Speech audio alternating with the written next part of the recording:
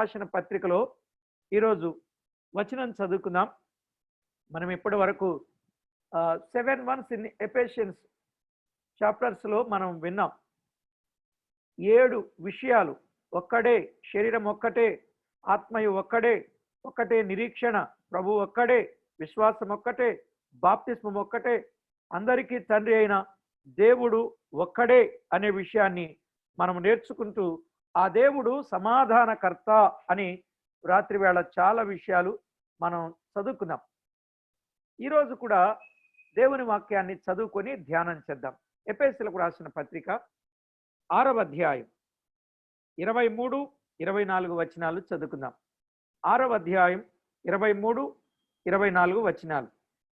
తండ్రి అయిన దేవుని నుండి, ప్రభు అయిన యేసు క్రీస్తు నుండి సమాధానమును విశ్వాసముతో కూడిన ప్రేమయు సహోదరులకు కలుగునుగాక. మన ప్రభు అయిన యేసు క్రీస్తును శాశ్వతమైన ప్రేమతో ప్రేమించు వారికందరికీ కృప కలుగునుగాక. చిన్న ప్రార్థన చేసుకుందాం, ఏకీభవించండి. చిన్న ప్రార్థన. మహాగణుడవైన మా దేవ, మీ ఘననామానికి స్తోత్రములు. చదవబడిన లేఖన భాగములను దీవించండి. మా అందరితో తేటగా సూటిగా మీరు మాట్లాడండి. మీ నామమునకు మహిమ ఆపాదించుకొనండి. ఎఫెసీయులకు రాసిన పత్రికలో నుండి ఎన్నో విషయాలు మా భక్తి జీవితానికి మీరు అనుగ్రహింప చేసినందుకు స్తోత్రములు. మా భక్తికిని జీవమునకును కావలసినవన్నీ మీరు ఇస్తూ మమ్మను బలపరుస్తూ ధైర్యపరుస్తూ మా నిరీక్షణను మా ప్రభువా మేము స్థిరపరచుకొని జీవముతో కూడిన నిరీక్షణ, శుభప్రదమైన నిరీక్షణ కలిగి మీతో ఉంటాము అనే గొప్ప నిబ్బరము కలిగి ఉండడానికి మీరు చూపుచున్న కృప కొరకై స్తోత్రములు. మీ కృపతో చేరి వచ్చిన వారందరినీ బలపరచి వారందరికీ చక్కని సమాధానం అనుగ్రహింపజేసి మహిమ పొందుతారని మా ప్రభు అయిన యేసుక్రీస్తు అమూల్యమైన నామమున ప్రార్థించి వినయులమై వేడుకొనుచూ ఉన్నాము తండ్రి, ఆమేన్. ప్రభునందు ప్రియులారా, దైవ గ్రంథంలో మనము తేటగా గమనిస్తూ వస్తున్నాం. మన తండ్రి అయిన దేవుడు ఒక్కడే, ఆయన సమాధానానికి కర్త. రాత్రి మనం విన్నాం, ఆయన మన సమాధానం అని, ఆయనే మనకు సమాధాన కారకుడు అని. ఆయన దేవునితో సమాధాన పరచాలనుకున్నాడు. అందుకే సమాధాన సువార్తను ఆయన ప్రకటించాడు. శిలువ రక్తము చేత సమస్తము ఆయన ద్వారా తనతో సమాధాన పరచుకొనవలనని అభీష్టం కలిగి ఉన్నాడు. మాత్రమే కాదు, మాంసయుక్తమైన దేహమందు మరణాన్ని ఆయన అనుభవించాడు అని మనం విన్నాం. అలాగ అనుభవించి క్రీస్తునందు లోకమును తనతో సమాధానపరుచుకోవాలని ఆయన ఆలోచన కలిగిన వాడుగా ఉన్నాడు అనే విషయాన్ని దైవ లేఖనంలో మనము స్పష్టంగా ఉన్నాం. కనుక ఆ దేవుడే సమాధానకర్తని, ఎల్లప్పుడూ మనకు సమాధానం అనుగ్రహించువాడని, ఆయన అందరికీ సమాధానమిచ్చి తోడై ఉండేవాడని, సమాధాన నిబంధన చేయవాడని, సరిహద్దులలో సమాధానం కలుగ చేయవాడని, సమాధానం కలుగ చేసి వారిని ఆశీర్వదించేవాడని, తన సన్నిధి కాంతి ఉదయింపచేసి ఆయన సమాధానం కలుగ చేసేవాడు అని, ఆయన సమాధానాన్ని స్థిరపరచేవాడని, ఆయన సత్య సమాధానములను సమృద్ధిగా బయలుపరచువాడని విన్నాం. ఆఖరిగా ఆయన ఉద్దేశములన్నీ సమాధానమే అనే మాట మనం విన్నాం.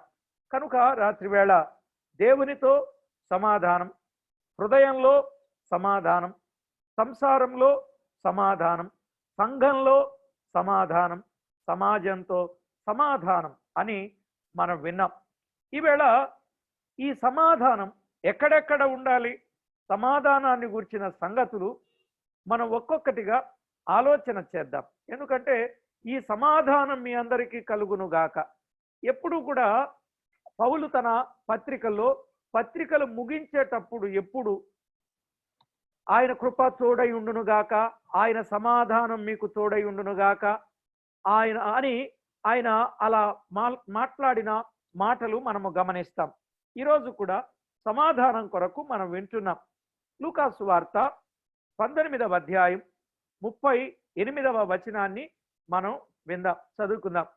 లూకాసు వార్త 19వ అధ్యాయం 38వ వచనాన్ని మనం చదువుకుంటే, ప్రభు పేరట వచ్చు రాజు స్తుతింపబడునుగాక, పరలోకమందు సమాధానమును, సర్వోన్నతమైన స్థలములలో మహిమయు ఉండునుగాక. ఇప్పుడు సమాధానం అనే మాట అది ఎక్కడి నుండి ఆరంభమైంది? పరలోకము నుండి ఆరంభమైంది కదా. పరలోకమందు సమాధానమును అన్నాడు. పరలోకమందు సమాధానం. ఇప్పుడు పరలోకములో ఉన్న సమాధానం దేవుడు ఎవరికి ఇవ్వాలనుకున్నాడు? చూడండి, దూతలు ఏమని పాడారు? లూకాసు వార్త 2వ అధ్యాయం 14వ వచనాన్ని చదువుకుందాం. లూకాసు వార్త 2వ అధ్యాయం 14వ వచనం. సర్వోన్నతమైన స్థలములలో దేవునికి మహిమయు, ఆయనకిష్టులైన మనుషులకు భూమి మీద సమాధానమును కలుగునుగాక అన్నాడు. పరలోకములో ఆరంభమైన సమాధానం అది భూమి మీద కూడా ఆ సమాధానం కలగాలని ఆయన కోరుకున్నాడు. అందుకే దూతలు సమాధానమును గూర్చిన కీర్తనలు వారు పాడినట్లుగా దైవ లేఖనంలో మనము గమనిస్తాం. ప్రియులారా, లేఖన భాగాలు మనము ఒక్కొక్కటిగా ఆలోచన చేసినట్లయితే, అంతేకాదు దూతలు పాడారు. యేసుక్రీస్తు ప్రభువారు లూకాసు వార్తలో 24వ అధ్యాయం, లూకాసు వార్త 24వ అధ్యాయం 35, 36 వచనాలు, 35, 36 వచనాలలో వ్రాయబడిన మాట మనం చదువుకుందాం. త్రోవలో జరిగిన సంగతులు. 24వ అధ్యాయం 35, 36 వచనాలు. త్రోవలో జరిగిన సంగతులు ఆయన రొట్టె విరుచుట వలన తమకు ఎలాగూ తెలియబడినో అదియు తెలియజేసిరి. వారు ఇలాగు మాటలాడుచుండగా ఆయన వారి మధ్యను నిలిచి మీకు సమాధానమవునుగాక అన్నాడు. చూశారా? తన పిల్లలు కూడుకొని ఉండగా వారి మధ్య సమాధానమును వారికి తెలియచేసినట్లుగా మనము చూస్తున్నాం. నిజమే ప్రియులారా, తన పిల్లల మధ్య అంటే పరలోకములో సమాధానం, భూమి మీద సమాధానం, తన ప్రియులు కూడుకొని ఉండగా వారి మధ్య సమాధానం. యోహాను సువార్త 20వ అధ్యాయం 19వ వచనం. 20వ అధ్యాయం 19వ వచనంలో, ఆదివారం సాయంకాలమున శిష్యులు యూదులకు భయపడి తాము కూడి ఉన్న ఇంటి తలుపులు మూసుకొని ఉండగా యేసు వచ్చి మధ్యం నిలిచి మీకు సమాధానము కలుగునుగా కానీ వారితో చెప్పాడు. ఇక్కడ మనం గమనిస్తే యేసు ప్రభు తిరిగి లేచిన తర్వాత, ఇందాక మార్గ మధ్యములో అనే మాట కూడా మనం చెప్పుకోవచ్చు. ఇక్కడ కూడికలో ఆ రోజు యూదులకు భయపడి తాము కూడి ఉన్న ఇంటి తలుపులు మూసుకొని ఉన్నప్పుడు యేసు వారి మధ్య నిలిచి సమాధానం చెప్పాడు. యేసు ప్రభు తిరిగి లేచిన తర్వాత వారికి చెప్పిన సంగతులు సమాధానం అన్నాడు. సమాధానం ఎంత ప్రాముఖ్యమైన విషయంగా చెప్పాడో గమనిస్తున్నాం. మరి యేసు ప్రభు పరలోకానికి వెళ్లే ముందు కూడా ఆయన చెప్పిన మాట ఏమిటి? 14వ అధ్యాయం 27వ వచనం చదువుకుందాం. 14:27. శాంతి మీకు అనుగ్రహించి వెళ్ళుచున్నాను, నా శాంతినే మీకు అనుగ్రహించుచున్నాను అని ఆయన చెప్పిన మాట, శాంతిని మీకిచ్చి వెళ్ళుచున్నాను అనే మాట మనము గమనిస్తున్నాం. దైవ గ్రంథంలో వ్రాయబడిన మాట, యేసు ప్రభు తిరిగి లేచి పరలోకానికి వెళ్లే ముందు ఆయన శాంతినిచ్చి వెళ్ళుచున్నారు. శాంతి, సమాధానం అనే మాటలు ఎక్కువగా జంట పదాలుగా ఉంటాయి. కాబట్టి ఆయన వెళ్లే ముందు సమాధానమును అనుగ్రహింపచేసి ఆయన వెళ్ళినట్లుగా నా శాంతినే మీకు అనుగ్రహించి వెళ్ళుచున్నాను అన్నాడు. శాంతి అనే మాట ఫుట్నోట్లో చూడండి, 3 అనే అంకె దగ్గర శాంతి అనంటే సమాధానం అనే మాట కనపడుతుంది. చూసారా? శాంతి అనంటే సమాధానం. కనుక పరలోకానికి వెళ్లే ముందు సమాధానం. అసలు ప్రభువునందే యోహాను సువార్త 16:33లో ప్రభువునందే మనకేమున్నది 33:16 16:33 నాయందు మీకు సమాధానము అన్నాడు కదా. ఆయన యందు మనకు సమాధానం, ఆయన యందు మనకు సమాధానం, ఆయన ద్వారా మనకు సమాధానం, ఆయన వలన మనకు సమాధానం. విన్నారా? ఆయన యందు మనకు సమాధానం, ఆయన వలన మనకు సమాధానం, ఆయన ద్వారా మనకు సమాధానం, ఆయనతో మనకు సమాధానం. 4 మాటలు గుర్తుపెట్టుకోనండి. ఆయన యందు సమాధానం బ్రదర్, ఆయన యందు సమాధానం, ఆయన ద్వారా సమాధానం, ఆయన వలన సమాధానం, ఆయనతో సమాధానం. 5 ఆయన కొరకు సమాధానం. ఈ విషయాలు మనము జాగ్రత్తగా ఆలోచన చేయాలి. సమాధానం ఆయన మనకు ఇవ్వడానికి ఆయన ఇష్టపడినట్లుగా చూస్తాం. ప్రభు వాక్యంలో వ్రాయబడిన మాట 7వదిగా రోమాపత్రిక 1:3 కృపా సమాధానములు మీకు కలుగునుగాక అన్నారు. కృపా సమాధానం ఆయన మనకివ్వడానికి ఇష్టపడ్డాడు. ఈ మరొక సబ్ హెడ్డింగ్ మీరు పెట్టుకుంటే అసలు ఏది సమాధానం? సమాధానం అంటే ఏది? సమాధానములో ఏముంటుంది? సమాధానం అంటే ఏది? సమాధానములో ఏముంటుంది? అసలు ఏది సమాధానం? మనము ఒక్కొక్కటిగా జ్ఞాపకం చేసుకుంటే యాకోబు రాసిన పత్రిక నెంబర్ 1 యాకోబు రాసిన పత్రిక 3వ అధ్యాయం 11వ వచనం, 3వ అధ్యాయం 17వ వచనం. యాకోబు రాసిన పత్రిక 3వ అధ్యాయం 17వ వచనంలో, అయితే పైనుండి వచ్చు జ్ఞానం మొట్టమొదట పవిత్రమైనది, తరువాత సమాధానకరమైనది. అంటే పైనుండి వచ్చిన జ్ఞానములో సమాధానం ఉన్నది. పైనుండి జ్ఞానం దేవుడు మనకిచ్చాడు. ఎందుకు అనంటే సమాధానం కలిగి ఉండాలని. యాకోబు పత్రికలోనే 3వ అధ్యాయం 18వ వచనం, 2వది 3:18 యాకోబు పత్రిక, నీతి ఫలము సమాధానం చేయువారికి సమాధానమందు విత్తబడును అన్నాడు. ఇక్కడ నీతి ఫలం సమాధానం. నీతిమంతులుగా ఉన్నారు అంటే ఆ నీతిమంతుల యొక్క ఫలం ఏమిటి అనంటే సమాధానం. నిజమే, మేము నీతిమంతులం అని ఎవరైనా చెబితే దాని ఫలం ఏం కనపడాలి? సమాధానం కనబడాలి. ఆ మాట కూడా యెషయా గ్రంథం 32:17లో, యెషయా గ్రంథం 32వ అధ్యాయం 17లో నీతి సమాధానమును కలుగజేయును అన్నాడు. నీతి సమాధానమును కలుగచేస్తుంది అనే మాట మనము గమనిస్తాం. ఇక 3వదిగా సమాధానం ఏది అనంటే ఒక్కొక్కటిగా మనం వింటున్నాం. 3వది దానియేలు గ్రంథం 9వ అధ్యాయం 13వ వచనం. దానియేలు గ్రంథం 9వ అధ్యాయం 13వ వచనంలో వ్రాయబడిన మాట, సత్యమును అనుసరించి బుద్ధి తెచ్చుకోవడం సమాధానం అని చెప్పాడు. ఇక్కడ సత్యమును అనుసరించి బుద్ధి తెచ్చుకోవడం ఏమిటట? సమాధానం. సత్యమును అనుసరించి బుద్ధి తెచ్చుకోవడం. ఒక్కొక్కటిగా వినండి. పైనుండి వచ్చు జ్ఞానం సమాధానం, నీతి ఫలం సమాధానం, సత్యమును అనుసరించి బుద్ధి తెచ్చుకోవడం సమాధానం. మీరు రెఫరెన్సే కాదు, ఆ పదం కూడా వ్రాయాలి. మీరు ఆ పదం కూడా తప్పకుండా వ్రాయాలి. ప్రతి ఒక్కరూ వ్రాయాలి. ఇక 4వది మలాకి గ్రంథం 2వ అధ్యాయం 5వ వచనంలో చెప్పాడు. మలాకి గ్రంథం 2వ అధ్యాయం 5వ వచనంలో భయభక్తుల వలన సమాధానం, అంటే సమాధానం భయభక్తులను పుట్టించును అన్నాడు. నేను దాన్ని కొంచెం రివర్స్లో పెట్టా. భయభక్తుల వలన సమాధానం.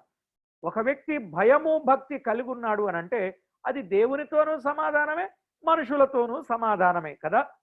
భయభక్తులు కలిగి ఉండుట సమాధానం అనే మాట మనము గమనిస్తాం. ఇక 5వది రోమీలకు రాసిన పత్రిక 8వ అధ్యాయం, రోమిలకు రాసిన పత్రిక 8వ అధ్యాయం 6వ వచనం, ఆత్మానుసారమైన మనస్సు జీవమును సమాధానమునై ఉన్నది అన్నాడు.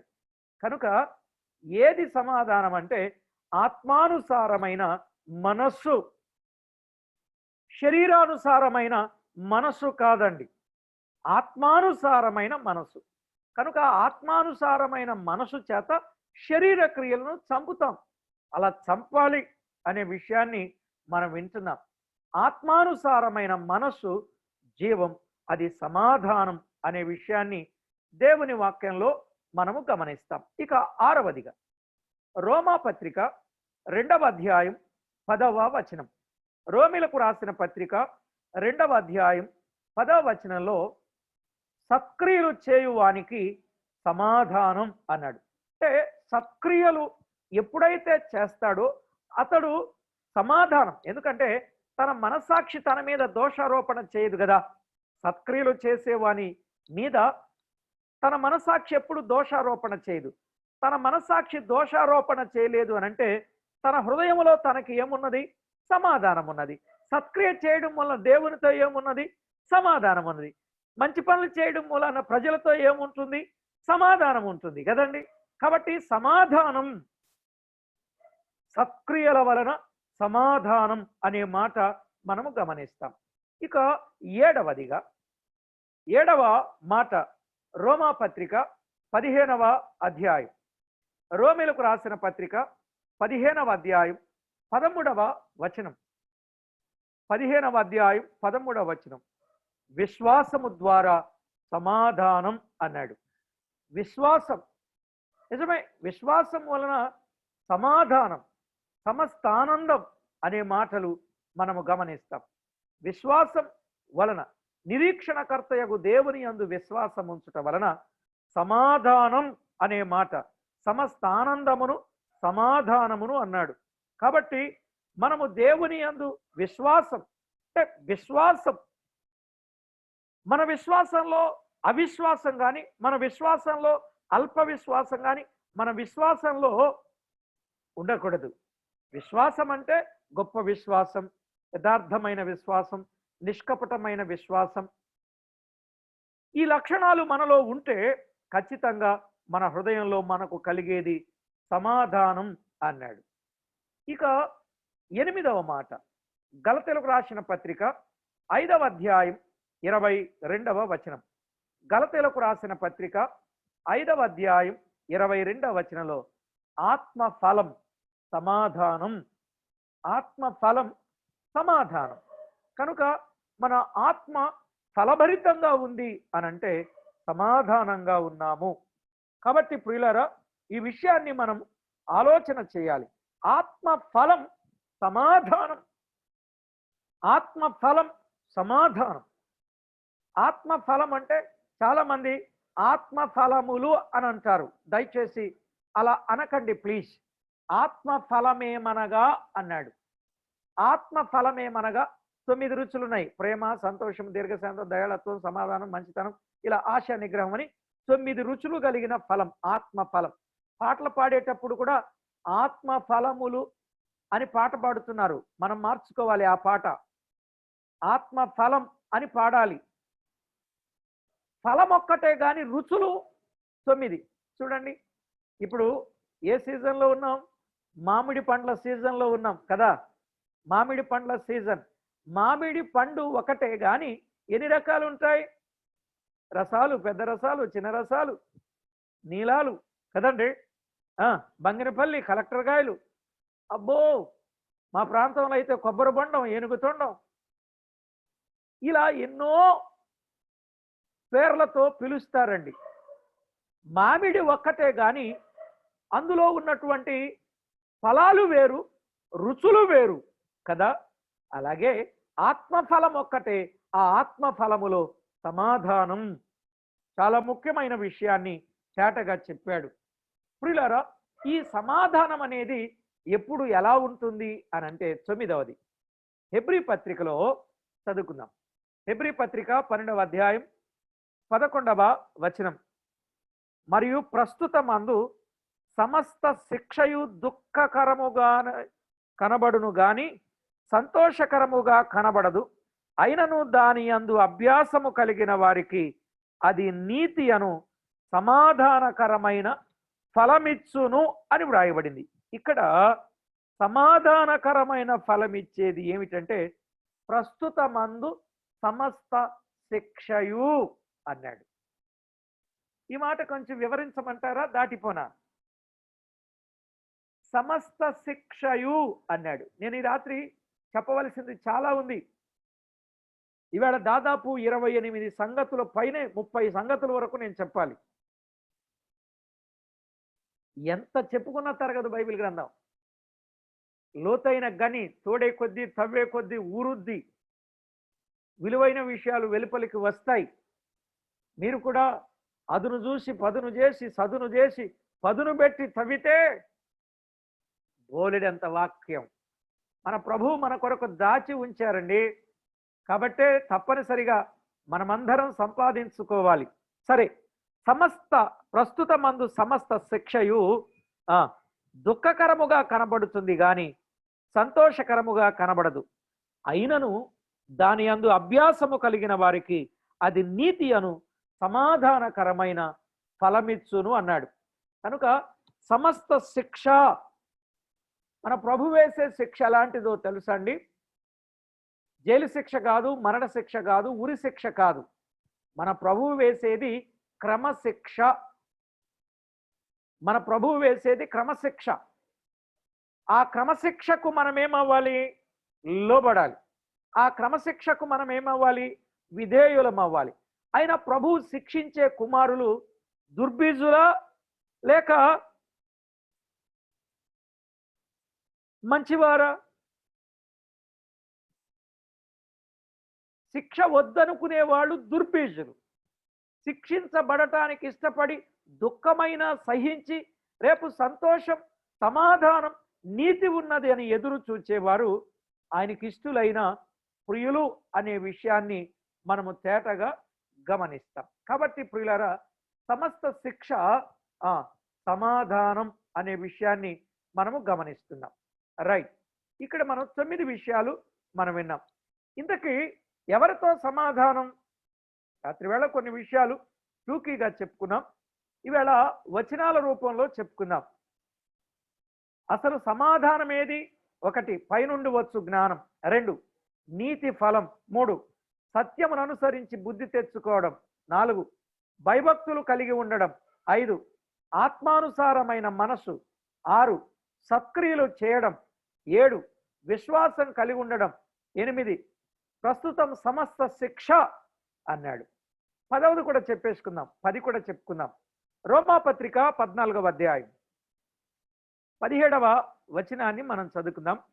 రోమిలకు రాసిన పత్రిక 14వ అధ్యాయం 17వ వచనం. దేవుని రాజ్యం భోజనము పానము కాదు గాని నీతియు సమాధానమును పరిశుద్ధాత్మ యందలి ఆనందమునై ఉన్నది. అంటే పరలోకములో ఉన్న సమాధానం అది భూలోకానికి వచ్చింది. భూలోకములో సమాధానం కలిగి ఉన్నవారు రేపు పరలోకానికి వెళ్ళాలి అనే ఓ చక్కని సందేశాన్ని మనకు అందిస్తున్నారన్నమాట. దేవుని రాజ్యం భోజనం పానం కాదు, నీతియు సమాధానం పరిశుద్ధాత్మ యందలి ఆనందం. దేవుని రాజ్యం సమాధానం, దేవుని రాజ్యం సమాధానం. ఏమండి, దేవుని రాజ్యం వేరు, పరలోక రాజ్యం వేరు. ఈ 2 విషయాలు కూడా గమనించాలి. దేవుని రాజ్యం వేరు, పరలోక రాజ్యం వేరు. దేవుని రాజ్యం అని అంటే, దేవుని రాజ్యం అంటే సంఘం, పరలోక రాజ్యం అంటే సంఘం వెళ్ళే స్థలం. వాటి వివరాలు చాలా ఉన్నాయి, ఇప్పుడు అవన్నీ మనం చెప్పుకోలేం. ఇంతకీ ఎవరితో సమాధానం కలిగి ఉండాలి? చదువుకుందాం. నెంబర్ 1, కొరింథీయులకు రాసిన 2వ పత్రిక. కొరింథీయులకు రాసిన 2వ పత్రిక. త్వరగా లేఖనాలు మీరు తెరిచినా లేక వ్రాసుకున్నా పర్వాలే. కొరింథీయులకు రాసిన 2వ పత్రిక 5వ అధ్యాయం 18వ వచనం. 5:18. సమస్తమును దేవుని వలనైనవి, ఆయన మనలను క్రీస్తు ద్వారా తనతో సమాధానపరచుకొని అన్నాడు. ఇక్కడ మనము గమనిస్తే క్రీస్తు ద్వారా దేవుడు తనతో సమాధానపరుచుకోవాలన్నాడు. అంటే మనమందరం కూడా ఎల్లప్పుడూ ఎవరితో సమాధానం కలిగి ఉండాలి? దేవునితో సమాధానం కలిగి ఉండాలి. మరి దేవునితో సమాధానం ఉందో లేదో ఎలా తెలుసు? కరెంట్ ఉందో లేదో ఎలా తెలుసండి? ఒక ఆయన అన్నాడు స్విచ్ చేస్తే అన్నాడు. కొన్నిసార్లు స్విచ్ చేసినా వెలగదు బల్బు.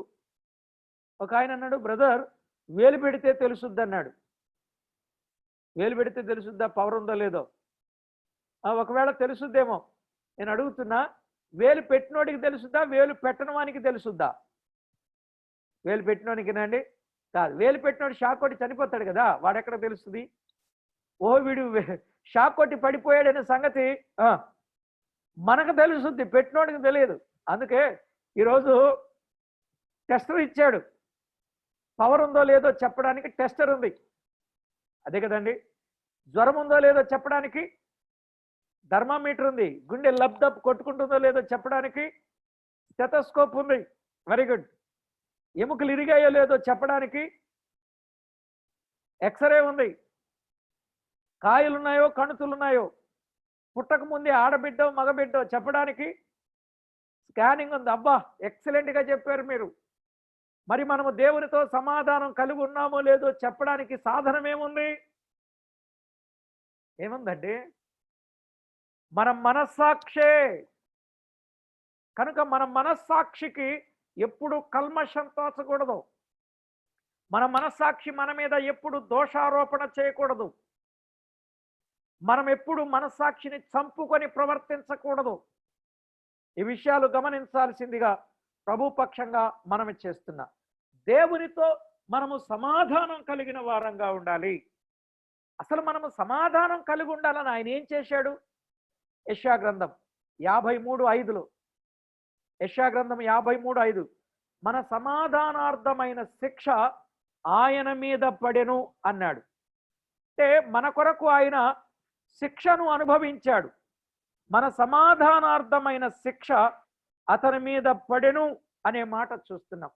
మన సమాధానం, మనము ఆయనతో సమాధాన పడాలని మన శిక్ష ఆయన భరించి మనకేమో క్రమశిక్షను నేర్పేవాడుగా ఉన్నాడు. రైట్ ప్రియులారా, కనుక దేవునితో సమాధాన పడాలి. రెండవదిగా మత్తయి సువార్త 5వ అధ్యాయం 24వ వచనం. ఈ వచనం చాలా మందికి తెలుసు. ఎప్పుడు ఇంకా చెప్పలేదు, ఎప్పుడు చెప్తారా అని ఎదురు చూస్తూ ఉండుంటారు ఈ వచనం. ఆ వచనం ఏమిటంటే మత్తయి సువార్త 5వ అధ్యాయం 24వ వచనం. 5వ అధ్యాయం 24వ వచనం. అక్కడ బలిపీఠం ఎదుటనే నీ అర్పణము విడిచిపెట్టి మొదట వెళ్ళి నీ సహోదరునితో సమాధాన పడుము, అడు తరువాత వచ్చి నీ అర్పణమును అర్పించుము అన్నాడు. మొదట వెళ్ళి సహోదరునితో సమాధానం. ఇప్పుడు చెప్పండి, సమాధానం ముఖ్యమా, అర్పించే అర్పణ ముఖ్యమా? అర్పణే ముఖ్యమన్న వాళ్ళు ఇలాగానండి. ఎవరు అనరు. సమాధానం ముఖ్యం. నిజం చెప్పండి, మీరు సమాధాన పడకుండా ఆదివారం వెళ్ళి అర్పణలు చేస్తున్నారా లేదా? అది తప్పా రైటా? మరి ఎంతకాలం చేద్దాం? ఇక మానుకుందామా? మొదట వెళ్ళి మనం ఏం చేయాలి? సమాధాన పడాలి. బలిపీఠము దగ్గర అర్పణ అర్పించుచుండగా, బలిపీఠము దగ్గర అర్పణము అర్పించుచుండగా నీ సహోదరునికి విరోధం ఏదైనను కలదని, మీకు విరోధంగా ఉందని కాదు, నీ మీద ఆ వ్యక్తికి విరోధం ఉందని మీకు తెలిస్తే, మీకు విరోధంగా కాదండి, నీ మీద ఆయనకి విరోధంగా ఆమెకు విరోధంగా విరోధం ఉన్నదని తెలిస్తే అప్పుడు మీరు వెళ్ళి సమాధాన పడి వచ్చి అర్పణ అర్పిస్తే అది దేవునికి అంగీకారం. కనుక మొదట సహోదరునితో సమాధానం. ఈ సమాధానం ఆలస్యం చేయాలా, త్వరగా సమాధానం పొందాలా? 25వ వచనం చూడండి. 25 నీ ప్రతివాదితో నీవు త్రోవలో ఉండగానే త్వరగా వానితో సమాధాన పడుము, లేని ఎడల ఒకవేళ నీ ప్రతివాది నిన్ను న్యాయాధిపతికి అప్పగించును. సమాధానం అనేది త్వరగా సమాధాన పడాలన్నాడు. ఏమండి?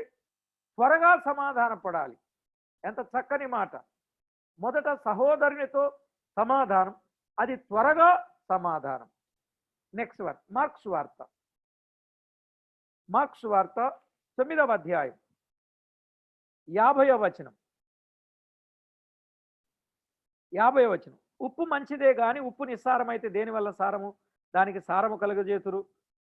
మీలో మీరు ఉప్పు సారము గలవారై ఉండి ఒకరితో ఒకరు సమాధానముగా ఉండుడని చెప్పాను. ఒకరితో ఒకరు సమాధానముగా ఉండుడి అని చెప్పాడు. ఒకరితో ఒకరు సమాధానం. ఇక్కడ మీరు ఉప్పు సారము గలవారై ఉండి అన్నాడు. ప్రియులారా, ఉప్పు సారము గలవారై ఉండి, ప్రభు కూడా చెప్పారు కదా, మీరు లోకానికి ఏమై ఉన్నారు? ఉప్పై ఉన్నారా, ముప్పై ఉన్నారా? లోకానికి మనం ఏమై ఉన్నామండి? ఉప్పై ఉన్నాం. ఉప్పై ఉన్నాం కానీ ముప్పై లేం.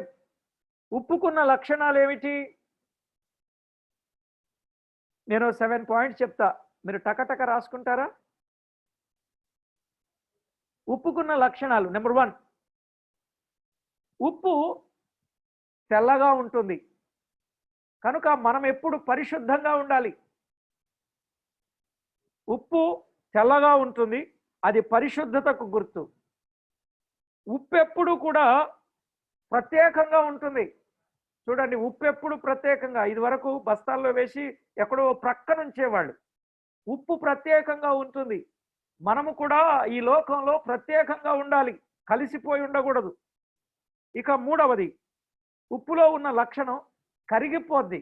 ఎందులో వేసినా సరే కరిగే గుణం దానికి ఉంది కదా. ఉప్పుకు కరిగే గుణం అనగా మనము ఎక్కడున్నా తగ్గించుకునే వారంగా ఉండాలి. ఇంతలావు ఉప్పు గన్ను అనుకోండి, అది వేయగానే ఏమైపోద్ది? కరిగిపోద్ది. అంటే తగ్గించుకుంటుంది. మనం తగ్గించుకుంటామా? 4వది, ఉప్పుకున్న లక్షణం అన్నిటితో కలిసిపోద్ది.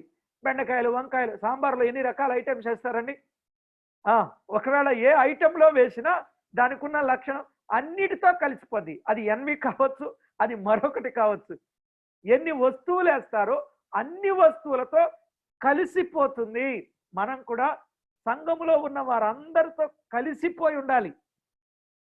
ఉప్పుకున్న లక్షణం. ఇక 5వ లక్షణం, ఉప్పుకి రుచి కలిగించే గుణం ఉంది. అన్నీ వేసి చూడు, నన్నే చూడు అందట. ఏది? ఉప్పు.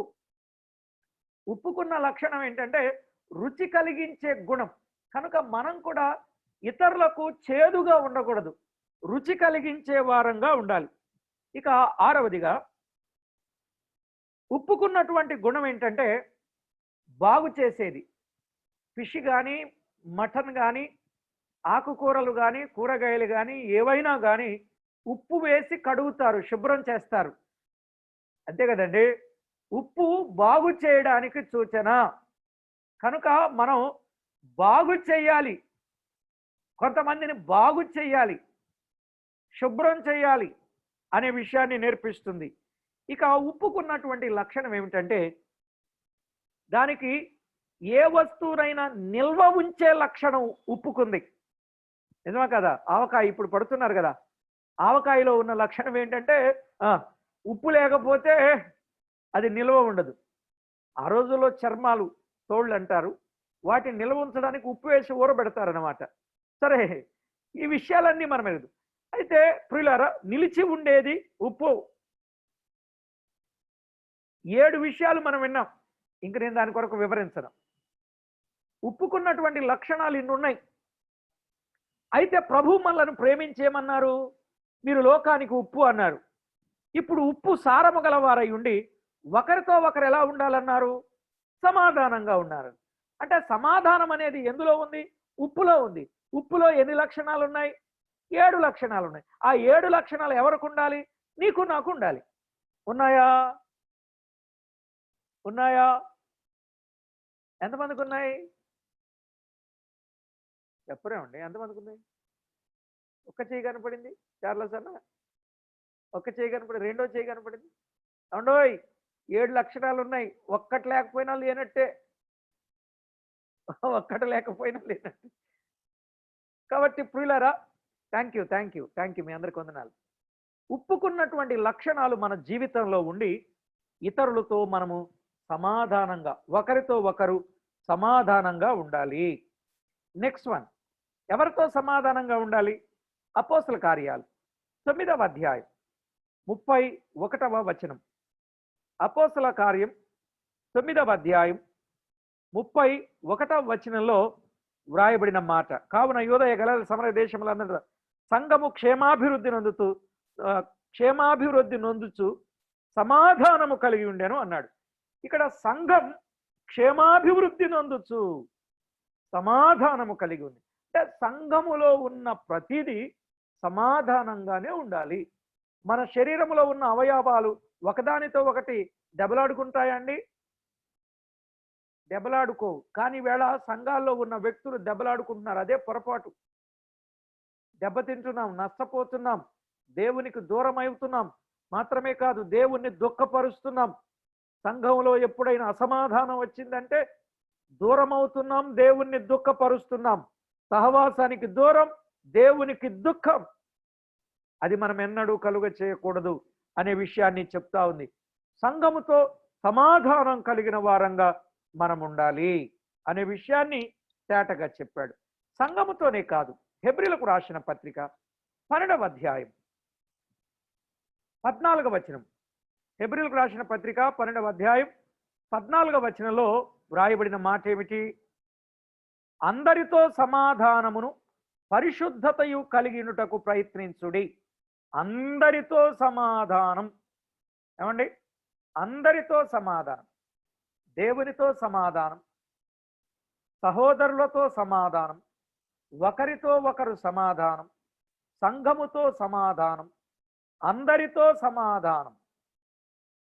అందరితో సమాధానం. రోమా పత్రిక 12వ అధ్యాయం, రోమిలకు రాసిన పత్రిక 12వ అధ్యాయం, రోమిలకు రాసిన పత్రిక 12వ అధ్యాయం 18వ వచనం. 12, 18. శక్యమైతే మీ చేతనైనంత మట్టుకు సమస్త మనుషులతో సమాధానముగా ఉండుడి అన్నాడు. శక్యమైతే సమస్త మనుషులతో అన్నాడు. శక్యమైతే సమస్త మనుషులతో. ఇక శక్యము కాకపోతే, వారు మనతో సమాధానానికి ఇష్టపడకపోతే అని మనం అర్థం చేసుకోవాలి. శక్యమైతే సమస్త మనుషులతో మనం ఏం కలిగి ఉండాలండి? సమాధానము కలిగి ఉండాలి అనే విషయాన్ని దైవలేఖనంలో స్పష్టంగా మనము గమనిస్తాం. కాబట్టి ప్రియులారా, సమాధానం కలిగి ఉండాలి. ఎవరెవరితో సమాధానం కలిగి ఉండాలో మనం విన్నాం. అసలు సమాధానం ఎందుకు కలిగి ఉండాలి? మరో ప్రశ్న వేసుకుందామా? సమాధానం ఎందుకు కలిగి ఉండాలి? సమాధానం వల్ల ప్రయోజనాలు ఏంటి? ఏమన్నా ఉన్నాయా? సమాధానం వలన ప్రయోజనాలు ఉన్నాయా? ఉన్నాయి. సమాధానం వలన ప్రయోజనాలు ఏమిటి అని అంటే, నెంబర్ 1, మీరు చదువుకుంటే రాజుల 2వ గ్రంథం 20వ అధ్యాయం 19వ వచనం. రాజుల 2వ గ్రంథం 20వ అధ్యాయం 19వ వచనం. అందుకు హిజ్కియా, నీవు తెలియజేసిన యెహోవా ఆజ్ఞ చొప్పున జరుగుట మేలే. నా దినములలో సమాధానము సత్యము కలిగిన ఎడల మేలే గదా అని యెషయాతో అనెను. నా దినములలో సమాధానము సత్యము కలిగిన ఎడల మేలే గదా. సమాధానము కలిగిన వానికి ఏమున్నదండి? మేలున్నది. ఎంత మేలుంది సమాధానం ఉన్నవానికి? లూకా సువార్తలో చెప్పాడు. లూకా వ్రాసిన సువార్త 18వ అధ్యాయం 42వ వచనం. లూకా సువార్త 19వ అధ్యాయం 42వ వచనం. నీవును ఈ దినమందైనను సమాధాన సంబంధమైన సంగతులను తెలుసుకుని నేడల నీకెంతో మేలు అన్నాడు. సమాధాన సంబంధమైన సంగతుల వలన ఏముంది? ఎంతో మేలు. ఇప్పుడు చెప్పండి, సమాధానం వలన మేలున్నది, ఎంతో మేలు ఉన్నది. ఏంటా మేలు చూడండి. దినవృత్తాంతముల మొదటి గ్రంథం 12వ అధ్యాయం. దినవృత్తాంతముల మొదటి గ్రంథం 12వ అధ్యాయములో ఓ మాట మనము గమనిస్తాం. 12వ అధ్యాయం 17వ వచనం. 12, 17. దావీదు బయలుదేరి వారికి ఎదురుగా పోయి వారి తిట్లెను. మీరు సమాధానము కలిగి నాకు సహాయము చేయుటకై నా యొద్దకు వచ్చి ఉన్న ఎడల నా హృదయం నీతో అతికియుండును అన్నాడు. సమాధానము కలిగి ఉన్నప్పుడు ఇరువురి హృదయాలు అతికి ఉంటాయి. ఏమండి? అతికి హృదయాలు కలిసేది సమాధానం ద్వారానే. హృదయాలు అతికి ఉంటాయి. మూడవది, సమాధానం వలన ఉపయోగం. సామెతల గ్రంథం 12వ అధ్యాయం. సామెతల గ్రంథం 12వ అధ్యాయం 20వ వచనాన్ని మనం చదువుకున్నాం. 12, 20. సమాధాన పరచుటకై ఆలోచన చెప్పువారు సంతోషభరితులగుదురు అన్నాడు. సమాధానము వలన సంతోషభరితులగుదురు అన్నాడు. సమాధానం సంతోషభరితులను చేస్తుంది. అక్కడ మాట్లాడిన మాట సమాధాన పరచుటకై ఆలోచన చెప్పువారు అన్నాడు. కానీ ఇక్కడ సమాధానం వలన సంతోషభరితులగుదురు. అలా తేలిగ్గా రాసుకోండి. సమాధానము వలన సంతోషభరితులు అవుతారు అని చెప్పాడు. ఇక 4వది, మత్తయి రాసిన సువార్తలో యేసు ప్రభు వారు మాట్లాడుతూ ఈ సమాధానం కొరకు ఆయన చెప్పిన మాట. 5వ అధ్యాయం 9వ వచనం. సమాధానపరచు వారు ధన్యులు, వారు దేవుని కుమారులు అనబడుదురు అన్నాడు. ఇక్కడ సమాధానం వలన ధన్యత దొరుకుతుంది. సమాధానం పరుచువారు ధన్యులు, వారు దేవుని కుమారులు. సమాధానం వలన ధన్యత దొరుకుతుంది. రైట్. మరొక విషయాన్ని మనము గమనిస్తే యెషయా గ్రంథం 52వ అధ్యాయం.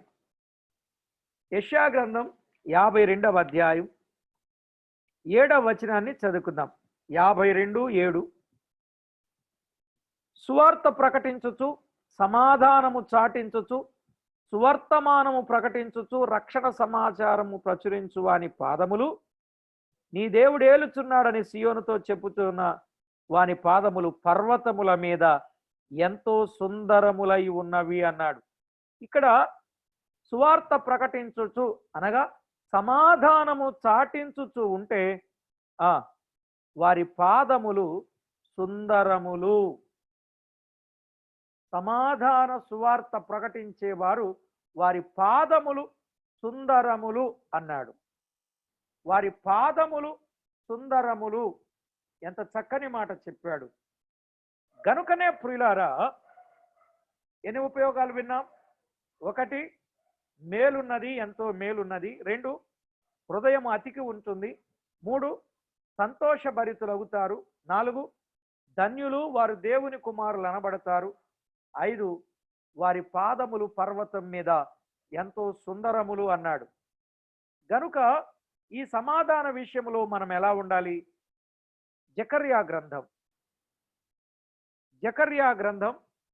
8వ అధ్యాయం 19వ వచనాన్ని మనం చదువుకుందాం. జకర్యా గ్రంథం 8వ అధ్యాయం 19వ వచనం. కాబట్టి చివరి భాగంలో చదువుతున్నానండి. 19వ వచనం చివరి భాగం. కాబట్టి సత్యమును సమాధానమును ప్రియముగా ఎంచుడి అన్నాడు. కనుక ప్రియులారా, సత్యమును సమాధానం ప్రియముగా ఎంచుడి మనకు అందే సందేశం. సమాధానం ప్రియముగా ఎంచాలి అని చెప్పాడు. ప్రియముగా ఎంచాలి సమాధానాన్ని అన్నాడు. ఇక పేతురు రాసిన మొదటి పత్రిక 3:11. పేతురు రాసిన మొదటి పత్రిక 3:11. సమాధానమును వెదకి దానిని వెంటాడుము అన్నాడు. సమాధానమును ప్రియముగా ఎంచాలి. 2వది, సమాధానమును వెదకి దానిని వెంటాడాలి అని చెప్పాడు. సమాధానమును వెదకి వెంటాడాలి అని చెప్పాడు. ఇక తర్వాతి పేతురు రాసిన మొదటి పత్రిక 3:15లో మిమ్మును హేతు అడుగు ప్రతివానికి సమాధానము చెప్పడానికి సిద్ధంగా ఉండాలి. కొంతమంది రకరకాలుగా మనలను హేతు అడగడానికి చూస్తారు. హేతు అడిగే ప్రతి వారికి మనం ఏం చెప్పడానికి సిద్ధంగా ఉండాలి? సమాధానము చెప్పడానికి. కొన్ని కారణాలు అడుగుతారు. ఏదైనా అడిగినప్పుడు, హేతు అడిగినప్పుడు దానికి సమాధానం చెప్పడానికి సిద్ధపడాలి. మరొక మాట ఏమిటంటే కొలసై పత్రిక 3వ అధ్యాయం 15వ వచనంలో, కొలసై పత్రిక 3వ అధ్యాయం 15వ వచనంలో సమాధానం మీ హృదయాలలో ఏలనీయుడి అన్నాడు. ఇక మన పైన ఏలుబడి చేయాల్సింది, మన హృదయంలో ఏలుబడి చేయాల్సింది ఏమిటంటే సమాధానం. కాబట్టి ప్రియులారా, సమాధానం ఏలుబడి చేసేటట్లుగా మనము సిద్ధపడాలి. మన హృదయాల్లో ఏది ఏలాలి? సమాధానమే మనల్ని ఏలాలి. మనల్ని ఏలడానికి చూసేదేది? పాపం. పాపము మిమ్ములను ఏలనీయకుడి అని చెప్పాడు.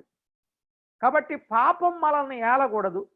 సమాధానం మనం ఏలే వారంగా ఉండాలి. సమాధానం మనను ఏలేదిగా ఉండాలి. అలా ఎప్పుడైతే సమాధానం ఏలుబడి చేస్తుందో వారందరికీ ప్రభు చెప్పిన మాట, రండి మన ఎఫెసీయులకు రాసిన పత్రికను ఆఖరిగా చదువుకొని ప్రార్థన చేసుకుందాం. ఎఫెసీయులకు రాసిన పత్రిక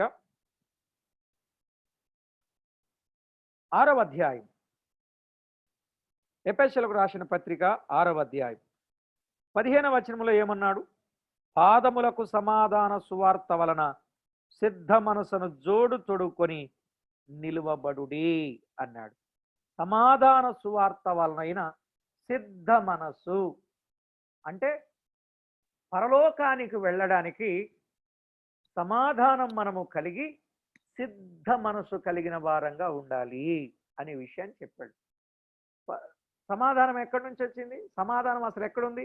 పరలోకంలో. ఎక్కడికి వచ్చింది? భూమి మీద. ఎక్కడి వరకు వచ్చింది? మన వరకు. కనుక మనం ఏం కలిగి ఉండాలి? సమాధానం. మనం ఎక్కడికి వెళ్ళాలి? ప్రభు దగ్గరికి వెళ్ళాలంటే మనలో ఏముండాలి? సమాధానం. అక్కడికి వెళ్ళిన తర్వాత ఏముంటుంది? సమాధానం. మరి ఇప్పుడు మనందరూ కలగాల్సింది ఏంటి? రోమపత్రిక 1:3 కానీ, ఎఫెసీ పత్రిక 6:23 కానీ, కృపయు సమాధానమును మీకు కలుగును గాక అన్నాడు. ఇప్పుడు మనకు కలగాల్సింది ఏంటి? సమాధానం. చెప్పండి, సమాధానం. ఒక్కసారి ఆలోచన చేయండి. మన జీవితంలో దేవుడు మనకు సమాధానాన్ని ఇవ్వడానికి ఆయన ఇష్టపడ్డాడు. మనము కూడా సమాధానం కలిగి ఉండాలి. మళ్ళా చెప్తున్నా, దేవునితో సమాధానం, హృదయంలో సమాధానం, కుటుంబంలో సమాధానం, సంఘంలో సమాధానం, సమాజంలో సమాధానం ఖచ్చితంగా మనము కలిగి ప్రభువుతో యుగయుగాలు ఆనందించే వారంగా ఉండాలి. అందుకే దూతలు వచ్చి ప్రకటన చేశారు, సర్వోన్నతమైన స్థలములలో దేవునికి మహిమయు తనకిష్టులైన వారికందరికీ భూమి మీద సమాధానం. అంటే తనకిష్టం కావాలంటే మనలో ఉండవలసిన లక్షణం ఏమిటి? సమాధానం. ఆయనకి ఇష్టమైన లక్షణం. మరి ఆయన మనతో సమాధానంగానే ఉన్నారా? మనము కూడా ఆయనతో సమాధానంగానే ఉన్నామా? పరీక్ష చేసుకొని ప్రార్థన చేసుకుందాం. తల వంచి కళ్ళు మూసుకుంటే ప్రార్థన చేసుకుందాం. ప్రార్థన చేసుకుందాం. దేవుడు మనకిచ్చిన ఈ మంచి సమయంలో ప్రార్థన చేసుకొని